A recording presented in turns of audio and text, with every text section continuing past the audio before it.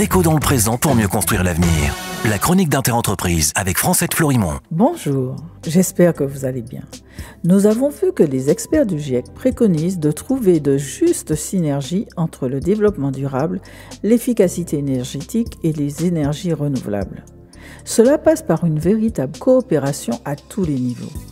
En cas de dépassement des 1,5 degrés supplémentaires, les experts du GIEC ont modélisé des impacts négatifs, certains irréversibles, et des risques supplémentaires pour les hommes, la nature, qui iront s'amplifiant en fonction de l'ampleur et de la durée du dépassement.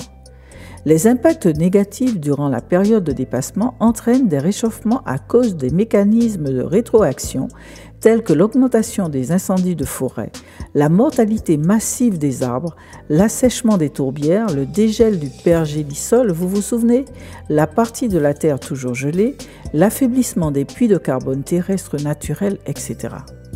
Selon les experts du GIEC, plus l'ampleur et la durée du dépassement sont élevées, plus les écosystèmes et les sociétés sont exposés à des changements importants qui s'avèrent risqués pour les systèmes humains, les infrastructures, les établissements côtiers de faible altitude et les moyens de subsistance associés.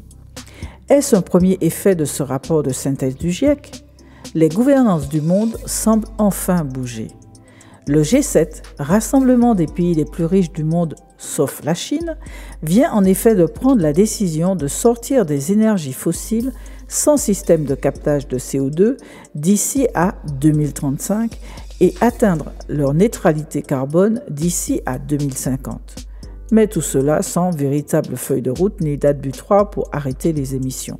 Bon, un premier pas à saluer, mais qui doit être suivi d'autres embarquant tout le monde et avec des engagements précis. Pour rappel, les pays du G7 sont le Canada, la France, l'Allemagne, l'Italie, le Japon, le Royaume-Uni et les États-Unis. À la semaine prochaine, prenez soin de vous. Déco dans le présent pour mieux construire l'avenir. La chronique d'Interentreprise avec Francette Florimond.